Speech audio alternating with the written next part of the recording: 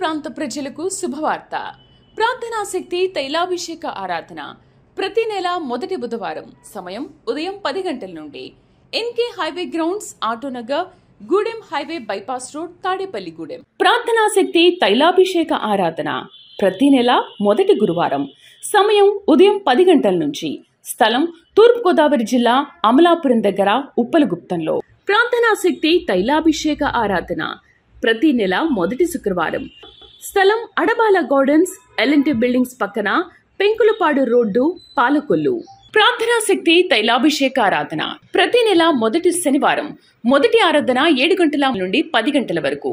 రెండవ ఆరాధన 10 గంటల నుండి 1 గంట వరకు. స్థలం మేరీస్టెల్లా auditorium, పంటకాలువ road, NTR circle, Vijayawada. యేసయ్య నామములో మీకు వందనాలు తెలియపరుస్తూ ఉన్నాను. ఈ దినము కొరకు దేవుడు సిద్ధపరిచిన వాగ్దానాన్ని మనం స్వాధీనపరచుకుందాం. పరిశుద్ధ గ్రంథంలో నుండి సమూయేలు మొదటి గ్రంథము 25వ అధ్యాయము 29వ వచనం ద్వారా ప్రభు మిమ్మల్ని దర్శిస్తూ ఉన్నారు. 1 Samuel chapter 25 verse 29లో 3rd line. నీ ప్రాణము నీ దేవుడైన యెహోవా యొద్దనున్న జీవపు మూటలో కట్టబడును. ఒకడు ఒడిసెలతో రాయి విసిరినట్లు ఆయన నీ శత్రువుల ప్రాణములను విసిరివేయును. దేవునికి మహిమ కలుగును గాక. దేవునికి మహిమ కలుగును గాక. 29వ వచనం మొత్తం చదువుతున్నాను చూడండి. నిన్ను హింసించుటకైనను నీ ప్రాణము తీయుటకైనను ఎవడైనా ఉద్దేశించిన ఎడల నా ఏలును వాడవగు నీ ప్రాణము నీ దేవుడైన యెహోవా యొద్ద ఉన్న జీవపు మూటలో కట్టబడును. ఆమేన్. నీ ప్రాణము నీతోనే దేవుడు మాట్లాడుతాడు. నీ ప్రాణము దేవుని యొద్దనున్న జీవపు మూటలో కట్టబడింది. ఆమేన్. ఎవడు నీ ప్రాణమును తీయలేడు, ఎవరు నీ ప్రాణమును విసికించలేరు. అబ్బా, ప్రాణం విసిగిపోతుంది. ఈ మనుషుడితో నా ప్రాణం విసిగిపోతుంది, ఈ మనిషితో నా ప్రాణము చెదిరిపోతుంది, విసిగిపోతుంది. నా వల్ల కాదు. ఈ పిల్లలతోటి ఈ బాధలు, ఈ అప్పులు, ఈ రుణాలు, ఈ కష్టాలు, ఈ గొడవలు, ఈ రాజకీయ బాధలు నా వల్ల కాదంటున్నావు కదా. నన్ను ఎవరైనా చంపేస్తారేమో, నేను ఏదైనా అయిపోతానేమో, లేదా నాకున్న వ్యాధి అలాంటిదేమో, ఎప్పుడు చనిపోతానో తెలియదు. వాళ్ళప్పుడు చనిపోయారు, వీళ్ళప్పుడు చనిపోయారు, వీళ్ళలో చనిపోయారు, నేనెప్పుడు చచ్చిపోతానో నాకే తెలియదు. చనిపోతాను. నీవు చావవు. అదేంటంటే అలా మాట్లాడుతున్నా, అదేంటి ఇలా మాట్లాడుతున్నాడు ఈ పాస్టర్ అని అనుకుంటున్నారా? నీ ప్రాణము దేవుని యొద్దనున్న జీవపు మూటలో కట్టబడి ఉంది. ఆమేన్. నీ బిడ్డల ప్రాణాల చుట్టూ దేవుని కాపుదల ఉంది. నీ అల్లుడు ప్రాణం చుట్టూ దేవుని కాపుదల ఉంది. కోడలు, మనవలు, నీ భర్త, నీ తల్లి, నీ తండ్రి, ఆయన జీవం గల దేవుడు. ఆయన దగ్గర ఒక మూట ఉంది. ఆ మూటలో ఉంది నీ ప్రాణము, నీ కుటుంబ ప్రాణాలు. అందుకనే నిన్ను కాపాడువాడు కునుకడు, నిద్రపోడు అన్నాడు ఆయన. యోబు మీద శోధించటానికి సాతానుడికి అన్ని అధికారాలు ఇచ్చాడు దేవుడు. కానీ ప్రాణం మనకి ఇవ్వలేదు. ఎందుకంటే ప్రాణం మీద అధికారం ఇవ్వలేదు. ఎందుకంటే ప్రాణము ఆల్రెడీ ఆయన మూటలో ఉంది, దాన్ని ముట్టుకోవడానికి లేదు. అందుకనే యోబుకి వ్యాధి కలగజేసింది సైతాను, శోధన అన్నీ పోయినాయి, కానీ ప్రాణం పోకుండా నిలబడి ఉన్నాడు యోబు. ఎందుకంటే ఈ ప్రాణము యెహోవా యొద్ద మూటలో ఉన్నది. దేవునికి మహిమ కలుగును గాక. ఇతరులకు వచ్చిన బాధలు, వ్యాధులు వచ్చినా జస్ట్ మీ డైట్ సరిలేక కొంచెం టెంప్ట్ ఏదైనా తినకూడదు తిన్నా, ఏదైనా ఒకవేళ ఫుడ్ పాయిజన్ అయినా, రకరకాల రోగాలు ఏదైనా శరీరానికి వచ్చినా చనిపోతావని అనుకోకు. నీవు బ్రతకాలి, మళ్ళీ ఆరోగ్యము కలిగి దేవుని సాక్షిగా ఉంటావు. ఆమేన్. దేవుని సాక్షిగా అనేక ప్రదేశాలకు వెళ్ళి నిలబడి వాడబడతావు. దేవుడు నీ ప్రాణమును ఆయన జీవపు మూటలో కట్టి ఉన్నాడు. ధైర్యంగా ఉండండి. ఆత్మ మీకు తోడుండును గాక. ఆమేన్.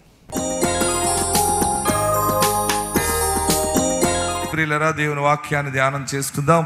కీర్తన గ్రంథము 52వ అధ్యాయము. జీవముగల దేవుని సన్నిధానములో ఇక్కడ మనకి సరైనటువంటి మాటలు దేవుడు బయలుపరుస్తూ ఉన్నాడు. Psalms 52 verse 1 to 3 మనం చదువుతుంటే, సూర్యుడా చేసిన కీడును బట్టి నీవెందుకు అతిశయపడుచున్నావు? దేవుని కృప నిత్యముండును. మోసము చేయవాడా వాడిగల మంగళ కత్తి వలె నీ నాలుక నాశనము చేయనుద్దేశించుచున్నది. ఈ మాటలు దావీదు రచిస్తూ ఉన్నాడు. దావీదు చాలా బాధతో మాట్లాడుతున్న మాటలుగా ఉన్నాయి. ఆ పైన మనకు కనబడుతుంది, ప్రధాన గాయకునికి ఎదోమీయుడైన దోయేగు సౌలు నద్దకు వచ్చి దావీదు అహీమెలకు ఇంటికి వచ్చి ఉన్నాడని అతనితో చెప్పినప్పుడు దావీదు రచించిన దైవ ధ్యానము. ఇక్కడ ఒక విలన్ కనపడుతూ ఉన్నాడు. ఎవరంటే దోయేగు. ఎవరు? దోయేగు. అందరు చెప్పండి, దోయేగు. దోయేగు ఈ పేరు ఎవరైనా పెట్టుకోవాలంటే పెట్టుకోండి. దోయేగు అనేవాడు ఎదోమీయుడు, ఏసావు వంశస్థుడు. ఈయన సౌలు రాజ్యపాలన చేస్తూ ఉన్నప్పుడు, ఎవరు? సౌలు రాజ్యపాలన చేస్తూ ఉన్నప్పుడు ఈ దోయేగు అనే మనుషుడు సౌలు యొక్క పశువులన్నిటి మీద మరి కాపరిగా ఉన్నాడు. అంటే ఈయన పశు శాఖ సంబంధించిందంతా చూసుకుంటాడు అనమాట. పశువుల మీద కాయటానికి కాపర్లు ఉన్నారు. ఆ కాపర్లందరికీ లీడరు పశు శాఖకు సంబంధించిన వాడు దోయేగు. ఈ దోయేగు చేసిన దౌర్భాగ్య పని ఏంటంటే మహాగర్విష్టి. ఎవరైనా మహాగర్విష్టి. కొంత ధనము సంపాదించుకున్నాడు, ఆస్తి సంపాదించుకున్నటువంటి వ్యక్తి దోయేగు. దోయేగు సంపన్న స్థితిలో ఉన్నాడు. ఎందుకున్నాడంటే రాజుకి దగ్గరగా ఉండేటువంటి స్థానంలో పనిచేస్తూ ఉన్నాడు కనుక ఆయన కొంత ఆస్తికర్తగా చరిత్ర చెప్తా ఉంది. దోయేగు ఎప్పటికప్పుడు ఏదో ఒక విషయాన్ని పట్టుకెళ్ళి రాజుకి అందచేయాలి, రాజుకి చెప్పాలి అనేటువంటి ఒక దృక్పథం కలిగినటువంటి మనుషుడిగా కనబడతా ఉన్నాడు. ఏదైనా ఒక ఆఫీసులో మనం పనిచేస్తున్నప్పుడు, ఒక రాజకీయ పార్టీలో పనిచేసిన, ఒక ఎక్కడో చోట ఒక అసోసియేషన్లో మనం పనిచేసినప్పుడు కింద వారి గురించి పైన ఉన్నటువంటి యజమానుడికి ఏ విషయాన్నైనా చెప్పటం అంటే కొందరు చాలా ఆసక్తి చూపిస్తుంటారు. అయితే ఆ చెప్పటంలో ఉన్నట్టుగా చెప్తారు కొందరు శత్రుత్వాన్ని బట్టి చెప్పకూడని సమయంలో కూడా చెప్పడానికి ఇష్టపడుతూ ఉంటుంటారు. ఇది చాలా భయంకరమైనటువంటి దౌర్భాగ్య స్థితి. మరి దావీదు ఎక్కడికో ఒక చోట తలదాచుకుంటూ ఉంటుంటే దోయేగు ఏం చేశాడంటే అహీమెలకు ఇంటికి దావీదు వచ్చాడని, దావీదు అహీమెలకుని ఏదైనా ఖడ్గం ఉన్నదా, నాకు చేతిలో ఖడ్గం లేదు అంటే, ఎక్కడ పడిపోయిందో ఎక్కడ మిస్ అయిపోయింది దావీదు దగ్గర ఉన్న ఖడ్గం. చూడండి, ఆ రోజుల్లో పొలంలో పనిచేసే వాళ్ళైనా ప్రయాణికులైనా చేతిలో కర్ర పట్టుకెళ్ళటం బాగా అలవాటు. చేతిలో కర్ర అనేది ఉంటే ఏ విష జంతువులు వచ్చినా ఏమొచ్చినా తను రక్షించుకోవడానికి ఉంటుంది. తర్వాత శత్రువులు దాడి చేస్తే రక్షించుకోవడానికి ఒక ఖడ్గం అనేది, ఒక కత్తి అనేది ఉండటం అలవాటు. అయితే దావీదు అహీమెలకుని అడుగుతాడు, ఏదైనా ఉందంటే అహీమెలకు అంటాడు, మరి నువ్వు ఇలాగొచ్చావు, నీకేం చేయాలంటే నాకు ఒక ఖడ్గం కావాలి, కత్తి కావాలి, నాకు చాలా చోట్ల నేను దాక్కుంటున్నాను, అడవుల్లో పరిగెడుతున్నానంటే ఆ పెద్ద ఆయన అన్నాడు, ఆయన మంచి దైవజనుడిగా ఉన్నాడు, యాజకుడిగా ఉన్నాడు. ఆ మనుషుడు ఏం చేసింటే, నీవు గొల్యాతుతో యుద్ధం చేసినప్పుడు నా దగ్గర ఆ లోయలో నువ్వు గొల్యాతుని చంపావు కదా ఒకప్పుడు, ఆ సమయంలో గొల్యాతు కత్తి నీ జాగ్రత్త చేశాను నేను, ఆ కత్తి నా దగ్గర ఉంది, దానిని గుడ్డ కట్టి ఎఫోదు వెనకాల దాచాను, నీకు కావాలంటే తీసుకెళ్ళు అన్నాడు. అవునా?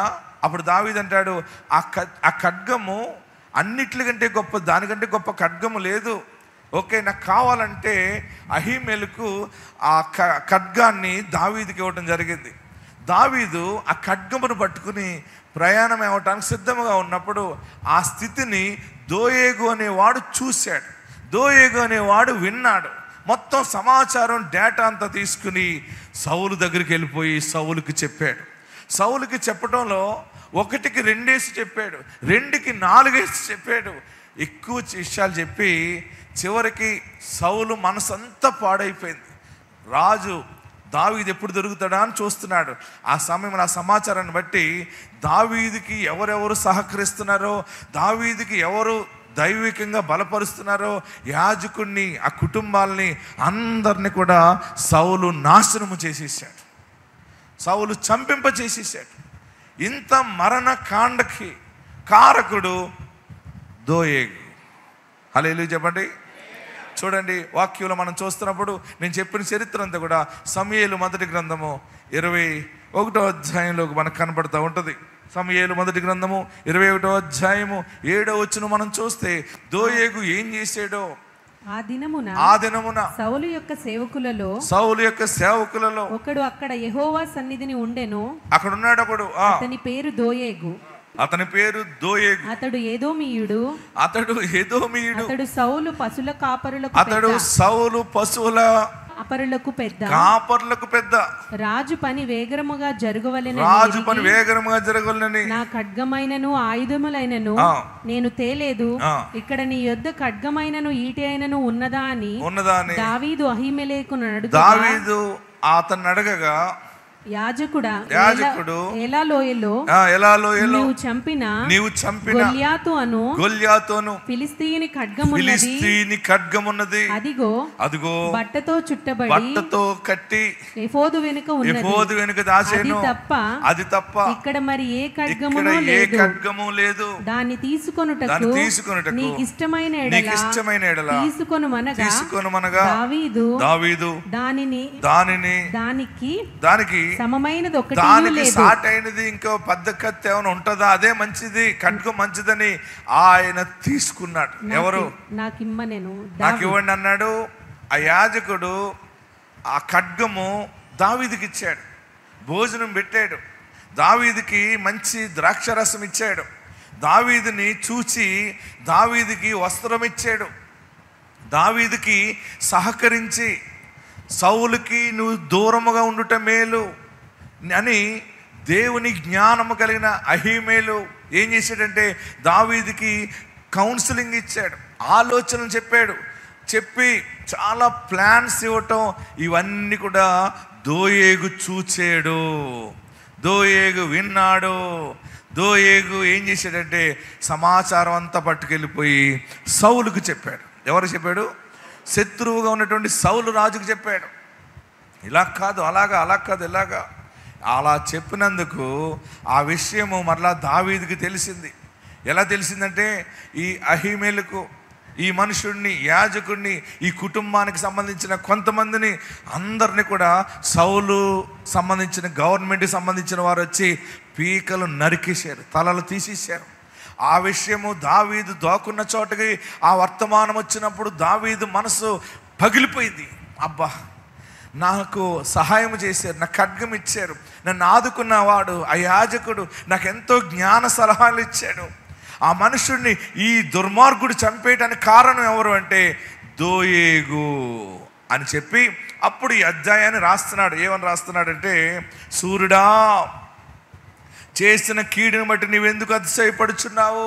దేవుని కృప నిత్యం ఉండును. మోసము చేయవాడా, వాడిగల మంగలి కత్తి వలె నీ నాలుక నాశనము చేయనుద్దేశించుచున్నది. మేలు కంటే కీడు చేయుటయు, నీతి పలుకుట కంటే అబద్ధము చెప్పుటయు నీకు ఇష్టము. కపటమైన నాలుక గలవాడా, అధిక నాశనకరములైన మాటలే నీకు ఇష్టము. కావున దేవుడు సదాకాలము నిన్ను అనగగొట్టును, నిన్ను పట్టుకుని ఆయన నీ గుడారములో నుండి నిన్ను పెళ్ళగించును, సజీవుల దేశములో నుండి నిన్ను నిర్మూలము చేయును అని దావీదు ఈ కీర్తన రాశాడు. రే మోసం చేయవాడా, ఒకటికి రెండు చెప్తున్నావు, నీ వల్ల ఇంత నాశనం అయిపోయింది, నాకు నువ్వు శత్రువుగా ఉన్నావు, ఆ దుష్టుడికి సలహాలు ఇస్తున్నావు. ప్రియులరా, చాలామంది జీవితాల్లో ఈ ధ్యానాంశం ద్వారా దేవుడు మనకిచ్చే మాట ఏంటంటే, మనము మన గొడవలు చూసుకుంటే చాలు, ఎదుటి వారి గొడవల గురించి మనం పట్టించుకోవద్దు. హల్లెలూయా చెప్పండి. కొందరికి ఇక్కడ విషయాలు వేరే ఒకరికి చెప్పటం అంటే ఎంత ఇష్టమో, అలాగ పోస్టల్ డిపార్ట్మెంట్లో పని చేయకండి. చాలు, ఇంతవరకు చెప్పినవన్నీ చాలు, ఇంకంటే ఎక్కువ కీడు తెచ్చిపెట్టుకోకు. హల్లెలూయా. నీవు ఏది గొడవలు పెడుతున్నావో, ఏవి లేని మాటలు చెబుతున్నావో, అవన్నీ నీ బిడ్డల మీద దోషముగా మారుతాయి. బాగా గుర్తుపెట్టుకోండి. నువ్వు మాట్లాడేస్తున్నావు, నీ రాజకీయం, నీ ఆట, నీ గేమ్ అందంగా ఉండొచ్చు, నీవు అనుకున్నట్టే జరగచ్చు, హ్యాపీగా ఉండొచ్చు. నీవు ఆ పాప దోషము నీ బిడ్డ మీదకి దిగుతుంది. ఆ పాప దోషము నీ కుమారుడి మీదకి, నీ కుమార్తె మీదకి, వారి పిల్లల మీద 7 తరాలు పనిచేస్తుందని దేవుని వాక్యం సెలవిస్తూ ఉంది. తల్లులారా, తండ్రులారా, అన్నలారా, చెల్లెలారా, మీరెవరి మీద ఏ విధమైనది మోపకండి, చెప్పకండి. మొదట మీ నాలుకను మీరు స్వాధీనంలో పెట్టుకోనండి. హల్లెలూయా చెప్పండి, గట్టిగా హల్లెలూయా చెప్పండి, ఇంకా గట్టిగా హల్లెలూయా చెప్పండి. చాలామందికి ఈ సెల్ ఫోన్లు వచ్చాక ఎప్పుడు బియ్యం అన్నం వండుతూనే ఫోన్ మాట్లాడుతూ చెవిలో పెట్టుకునేది ఒకటి వచ్చింది. అన్నీ చెప్పటం. ఒక గంట సమయం ఎవరో ఒకరికి ఏదో చెప్పకపోతేనే కానీ ఈ బిడ్డకి ఆత్మశాంతి ఉండదు. 8వ వచనంలో, నేనైతే దేవుని మందిరములో పచ్చని ఒలీవ చెట్టు వలె ఉన్నాను, నిత్యము దేవుని కృపయందు నమ్మికయించుచున్నాను. దేవునికి మహిమ కలుగును గాక. గట్టిగా హల్లెలూయా చెప్పండి. దోయేగు గురించి దావీదు మాట్లాడుతూ ఉన్నాడు. సూర్యుడా, నీవు చేసిన కీడుని బట్టి నువ్వు ఎందుకు అతిశయపడుతున్నావు? చెప్పుడు కొట్టి మాటలు చెప్పడంలో పెద్దలకి చెబుతున్నప్పుడు కొంతమంది పెద్దలు ఉంటారు, కొన్ని సంస్థల్లో పెద్దలు ఉంటారు.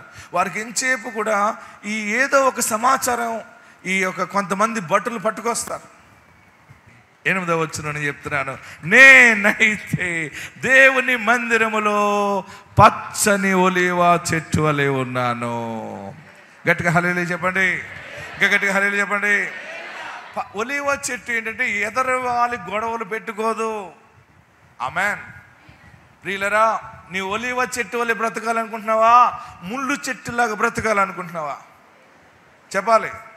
ముళ్ళు చెట్టు దాని దగ్గరికి వెళ్ళినా గుచ్చుకుంటుంది, దానికి దూరముగా కూడా గుచ్చుకుంటుంది. ఏదో ఒకటి గాలి కన్నా వచ్చి ముళ్ళు మీద పడుతుంది, దాని కిందకి వెళ్ళి కూర్చుంటే మీద గుచ్చుకుంటుంది. ప్రియులరా, మీ నాలుకను స్వాధీనంలో పెట్టుకుంటే మీరు పరలోక రాజ్యం వెళ్తారు. మీ పిల్లల మీదకి ఆశీర్వాదము దిగి వస్తుంది. ఫోన్లన్నీ చెప్పటాలు మానేయండి. పోస్టుల్లో పనిచేస్తున్నారా?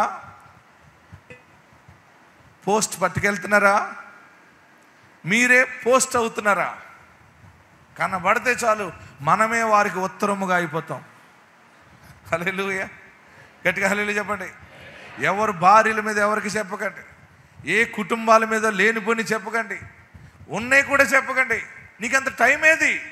నీవు దేవునితో సమయాన్ని గడిపే మనిషి అయితే, నీవు దేవుని మీద ఆధారపడే మనిషి అయితే, నీకు ఎదుటి వ్యక్తితో అలాంటి సొద చెప్పే టైమే నీకు ఉండదు. హల్లెలూయా చెప్పరే, గట్టిగా హల్లెలూయా చెప్పండి. మనము దేవుని యందు నిరీక్షణ కలిగి ఉన్నప్పుడు మనము మన పాపములను కొరకు దేవుని దగ్గర ఏడవటానికి, క్షమించమని అడగటానికి చాలా సమయము తీసుకుంటుంది. తర్వాత నీ బిడ్డలు స్థిరపరచబడాలని అడుగుతున్నావు, తర్వాత నీ కుటుంబము రక్షించబడాలని ప్రార్థిస్తావు. నీవు ఏ రోజు కూడా పాపములో పడిపోకుండా దేవునిలో కట్టబడటానికి, నీవు దేవుని మీద ఆధారపడి అడగటానికి దీనికే టైం సరిపోదు. నీవు అందరి సోదలో చెప్పుడు మాటల్లో ఇలాంటి మాటలు మంచి దురద కింద ఉంటాయి. పాపం పోవాలంటే యేసుని నమ్మాలి, రోగం పోవాలంటే సముద్రంలో మునగాలి. హల్లెలూయా చెప్పండి. ప్రియులారా, నువ్వు ఎవరి మీద ఏం చెప్తున్నావో చెప్పినప్పుడు బాగానే ఉంటుంది. చెప్పించుకునేవాడు కూడా నీకు సింహాసనం వేస్తాడు, కానీ తగిన కర్మ కీడు నీ కుటుంబం మీద ఏలుబడి చేస్తుంది. అందుకనే ఎవరి మీద ఏమీ చెప్పకండి, మీకు ఆశీర్వాదం వస్తుంది. మీరు ఏదో పెద్ద మేలు చేసేనే అవసరం లేదు, ఎవరికి ఏం మేలు చేయకపోయినా పర్వాలేదు. నీవు మౌనముగా నీ స్థానంలో ఉంటే, నువ్వు చక్కగా నిలబడితే యుద్ధము దేవుడు జరిగించిన విజయము నీకు ఇస్తాడు. ఆమేన్. మాట్లాడితే కొంతమంది అబద్ధాలు. అత్తగారి మీద భర్తకి అబద్ధాలు చెప్తూ ఉంటుంది. ఒకటి ఉంటే దాన్ని 10 చేసి పాలవిల్లు చేసి చెప్తుంది ఒక్కొక్క సహోదరి. అమ్మ బాబు, మీ అమ్మగారు ఎంత మంచోరు అండి బాబు, అసలు నా నీరసంగా ఉంటే నాకు అస్సలు తట్టుకోలేకపోతున్నానండి, టీ తాగట్లేదండి. అంటది. అదేంటి మా అమ్మ అంటే అంత ప్రేమ అని అనుకుంటాడు మా ఐదారుడు అమాయకుడు. ఏమనుకుంటాడు చెప్పరే మీరు అందరని? మా అమ్మ అంటే ఎంత ప్రేమ, ఏడ్చేస్తుంది కూడా, కన్నీళ్ళు కూడా వస్తాయి వాళ్ళకి. నేను ఎంతో మంచిగా ఉండాలనుకుంటున్నాను, మా అత్తగారు రోజు రోజు ఇలాగ ఇలాగైపోతుంది బాబోయ్, భయమే చేస్తుందండి. నేను ఇలాంటి స్టోరీలు విన్నాను, అందుకే మీకు చెబుతున్నాను. మాయ స్టోరీలు చాలా ఉంటాయి. అలా ఏడుస్తూ ఏడుస్తూ స్లోగా శిలాయిని ఎక్కించినట్టు ఎక్కిస్తుంది. ఎవరికి చెప్పరే? మీ అత్త గురించి భర్తకి నెగిటివ్ చెప్పొద్దు, దోయోగు పని చేయొద్దు. తల్లి గురించి బిడ్డలకి చెడ్డ చెప్పొద్దు. అన్నయ్య గురించి తమ్ముడికి చెడ్డ చెప్పొద్దు. తమ్ముడు గురించి అన్నయ్యకి చెడ్డ చెప్పొద్దు. అసలు ఎవరు కుటుంబ విషయాల్లో ఎదుటి వ్యక్తి విషయంలో జోలికి పోవద్దు. నీవు ఎలా ఉండాలంటే పచ్చని ఒలీవ చెట్టు వలె ఉండాలి. దావీదు అంటున్నాడు, దోయేగు నాలుక మంగలి కత్తి వలె ఉంది. వాడు ఎక్కువ చెప్తున్నాడు, చాలా పాడు మాటలు చెప్పి అందరికీ నాశనము కలగజేస్తున్నాడు. నేను మాత్రం అలాంటి విషయాలు చెప్పలేదు. నేనైతే నా దేవుని మందిరములో పచ్చని ఒలీవ చెట్టు వలె ఉన్నాను. హల్లెలూయా చెప్పండి. అబద్ధం ఆడకుండా ఎదుటి వారి మీద విషయాలు చెప్పటం మాని కట్టిపెట్టండి. నారదుడు చరిత్ర నుంచి బయటకు వచ్చేయండి. పోస్టల్ పని చేయటం మానేయండి. మనం వేరే పోస్టల్లో పనిచేయాలి. మనం ఏ పోస్టల్లో చేయాలంటే దేవుని వాగ్దాన పోస్టల్లో పనిచేయాలి. ఎవరు కనపడినా సమయం ఉన్నప్పుడల్లా దేవుని వాగ్దానాన్ని మనం ప్రకటించాలి. దోయేగు చేసిన కర్మ, దోయేగు కుటుంబం మీద ఏలుబడి చేసింది. దోయేగు చరిత్ర చూస్తే తన కుటుంబం సర్వనాశనం అయిపోయింది. నాశనం అయిపోతూ కూడా ఈ రోజుకి కూడా ఆ శేషము భూమి మీద కనబడుతూ ఉంది. దావీదు నీతిమంతుడు, దావీదు దేవుని వాగ్దానము నమ్ముకున్నవాడు, దేవుని అభిషేకము కలిగిన వాడు, అంతకంతకు వర్ధిల్లుతూనే ఉన్నాడు. ఆమేన్, హల్లెలూయా. గట్టిగా హల్లెలూయా చెప్పండి. ఇంతవరకు చేసిన దోయేగు కర్మ, దోయేగు ఆ అబద్ధాలు, సుత్తి, ఈ మాటలు ఏదన్నా నీవు చేస్తున్నావేమో దేవుని దగ్గర అడిగి ఈరోజు నువ్వు వదిలిపెట్టేయాలి. ఎలా పెట్టాలి చెప్పాలి. భార్య నీ తల్లి గురించి ఏదైనా నెగిటివ్ చెప్తున్నప్పుడు, భార్య నీ అత్తమామల గురించి, నీ తల్లిదండ్రుల గురించి, వేరే విషయాలు, ఇంటి పక్క వాళ్ళ విషయాలు ఏదైనా చెప్తున్నప్పుడు నువ్వు భర్తగా ఉన్న నువ్వేం చేయాలంటే దానిని వెంటనే కట్ చేసేయాలి. వద్దు, మనకి ఇది వద్దు, మనం బాధ ఏదో మనం దేవుని చెప్పుకోవాలి. నీ భర్త నీకు ఏదైనా వేరే కుటుంబ విషయాలు చెప్తున్నప్పుడు నీవేం చేయాలంటే మనకు ఎందుకు వద్దు, వదిలేయండి దాన్ని విషయాలు. మనము దేవునిలో ఎదగాలి. ఆమేన్, హల్లెలూయా. ఇంకా గట్టిగా హల్లెలూయా చెప్పండి. ఎదుటి వారి విషయాలు తెలుసుకోవాలనే ఆసక్తి 190 మందికి ఉంటుంది. తెలుసుకోవాలి. ఎందుకు? నీకు లోకవార్తలు మోసుకెళ్ళటానికి, లోకవార్తలు సేకరించటానికి నీవు ఒక విలేకరిగా ఉండొద్దు. నీవు క్రీస్తు పరిచారకుడిగా ఉండాలి. నీవు క్రీస్తు పత్రికగా ఉండాలి. నీవు క్రీస్తు సేవకుడిగా ఉండాలి. దేవునినే బ్రతిమాలుకోవాలి. ఆత్మ మీకు తోడైండును గాక. మరిన్ని విషయాలు వచ్చే వారం ధ్యానం చేసుకుందాం. అందరూ లేచి నిలబడి మరి దేవునిని జాగ్రత్తగా వెదకటం నేర్చుకోండి. ఆయనతో గడిపితే కన్నీళ్ళు ముత్యాలుగా మారుతాయి. ఆయనతో గడిపే బ్రతుకు నేర్చుకుందాం. ఎక్కడున్న వారు అక్కడ 2 చేతులు పైకెత్తండి. నిలబడిన మీరు 2 చేతులు పైకెత్తి, నేను నా నాలుకను స్వాధీనంలో పెట్టుకుంటాను, నేను నీ వైపు నా మనసును ఎత్తుకుంటాను, నా యందు శ్రద్ధ నిలుపు తండ్రి. ఇక ఆలస్యం చేయొద్దు బాబు అని అడుగుతున్నావు కదా, నువ్వు బ్రతుమాలు. ఆయన శ్రద్ధ నిలుపుతాడు నీ పిల్లల పట్ల, నీ వ్యాపారం పట్ల, నీ ఆలోచన పట్ల, అన్నిటిలో దేవుడు శ్రద్ధ నిలుపుతాడు. శ్రద్ధ నిలిపాడంటే ఒక్కొక్కటి టపా టపా టపా అయిపోతాయి. చేతులు దించండి, తలలు పైకెత్తండి, కళ్ళు మూసుకుని, యేసయ్యా నా పాపాలు క్షమించు. నా యందు నువ్వు శ్రద్ధ నిలపాలంటే నేను నీ యందు జాగ్రత్తగా వెతకాలి. ఎక్కడ తప్పుపోతున్నానో ఎక్కడ తప్పిపోయానో, ఎక్కడ అబద్ధాల మనిషిగా మారిపోయానో, నాకు తెలియకుండా నేను పాపాత్మురాలు అయిపోయినా, నాకు తెలియకుండా నేను పాపాత్ముని అయిపోయినా నన్ను క్షమించు బాబు, నీ రక్తముతో నన్ను కడుగని ప్రార్థన చేయాలి. నీ రక్త ప్రభావమునా నా రోత హృదయమును పవిత్ర పరచుము తండ్రి, ప్రతి పాపమును కడిగి పవిత్ర పరచుము తండ్రి, ప్రతి పాపమును కడిగి ప్రియ యేసు, యేసు నామములో పాపాలు ఒప్పుకోండి, పరిశుద్ధపరచబడండి, సరిదిద్దుకోండి, హృదయాలు మార్చుకోండి. ఆయనను జాగ్రత్తగా వెతికితే, ఆయనను బ్రతిమాలుకుంటే రంగము